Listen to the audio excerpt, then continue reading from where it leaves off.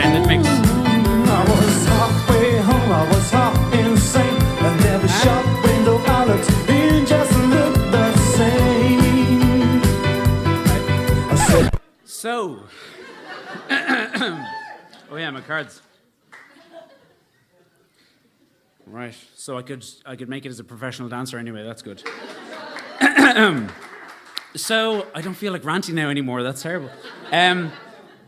This will take a little bit of explanation, so bear with me for a sec. But you've already seen my dancing, so I'm not afraid of that. In the 1976 film Logan's Run, the population of Earth was kept in check by killing everyone who reached the age of 30. Nowadays, you'd be forgiven for thinking that that's what Snapchat is. Rendering everyone useless once they reach the age of 25. We live in an incredibly futuristic age. An age where posters like this exist. I saw this for myself. Hoverboards not allowed. And I think it's worth remarking at how amazing that is. It's the year 2016, and hoverboards have just been made illegal. But it makes a serious point, because why are we so afraid of the future? There's a certain hysteria about needing to know what the new trend in technology is going to be, or the new social trend, as if we're all going to be made redundant by the next new thing that comes along. And I think it's something that's keenly felt in advertising and marketing, that there's going to be some new operating system that makes us all redundant, and we better be there for the next trend. We're an industry of individuals terrified of being made obsolete, and there's a real fear of being left behind. And one of the more frustrating side effects of this is the trend forecast. In recent years, I've seen it across ad blogs and on social media where agencies are investing so much more in what's going to happen in the next 12 months. And they say it with such authority, like, in 12 months we will all be wearing sun hats. We will all drive around in deck chairs. And the predictions for the next big trends that are coming in the next 12 months, and they're said as if they'll change how we live forever, and it's bullshit. A subheading on one of these particular trend forecasts actually said, the things you need to know to remain relevant. If that's not fear-mongering, I don't know what is. Because anyone who talks about the future like that is only concerned with the immediate future and their place in it. Not to mention the fact that the trends they name have the most ridiculous names, okay? And they're obviously trying to get ahead and coin a term before anyone else gets it. But stop me if you've heard any of these before, by the way. Moodgeisting, tech naturalism, sustainability nagging, content attachment, post-hipster visual irony, fanspitality, and inexplicably, plywood making a bit of a comeback, apparently. Who knew? You'd think that armed with this kind of relevant, of-the-moment information, that we would all make work that is incredibly prescient and just reaches out of people's phones and their laptops and grabs them and doesn't let them go. But somehow the work we put out often still turns out like this. How do you do, fellow kids? Grasping at relevance and really just missing it.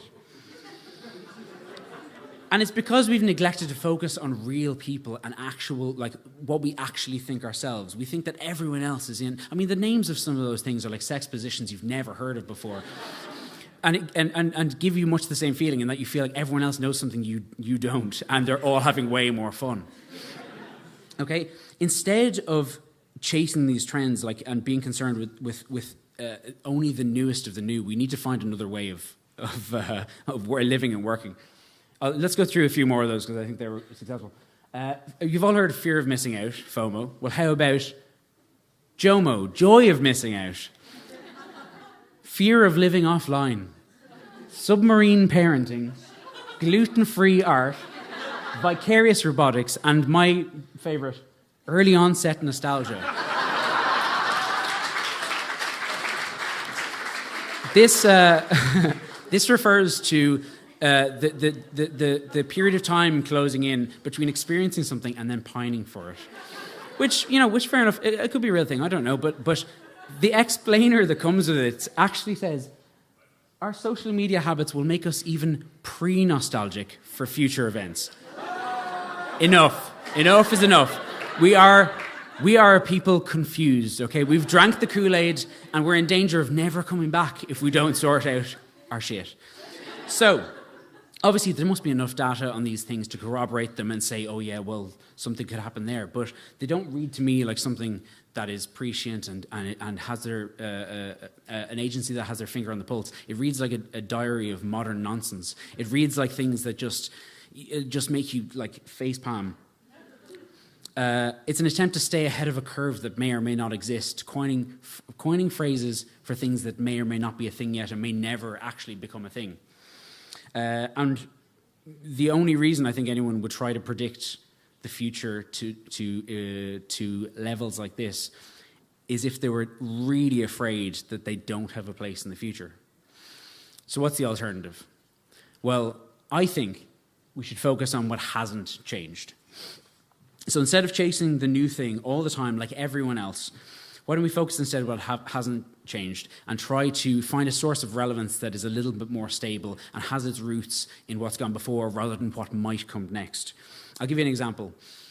A year ago, any of these trend forecasts would have included a Google Glass, which is an experiment that's now failed and is dead and looks ridiculous. And to be honest, looked ridiculous when it was happening. What remains of Google Glass is what drove it, which is a human desire to learn more and to have a streamlined life and to have, to connect with people better, okay? Things that have been around hundreds of years and have driven previous revolutions and industrial revolution and all the technology that's gone before. If we were more acquainted with these things and just kind of focused a little bit more on what's happening right now rather than what might happen in the future, I think we'd be getting somewhere. Get to know people better, Try be one. Could work, I don't know.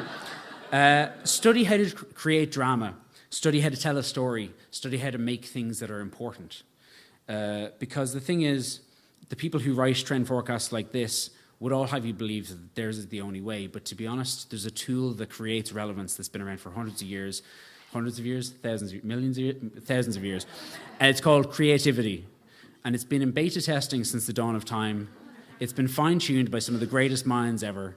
And the data we have on its effectiveness crosses all known civilizations. So if there's any technologists here, I think you'll agree that that's pretty good in terms of like what we can draw on.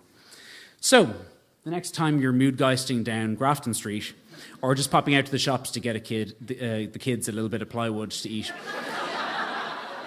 spare a thought for Joe Soap, who doesn't have a fucking clue what you're talking about, and see if it doesn't expose a little bit of future thinking for what it really is. Thank you very much.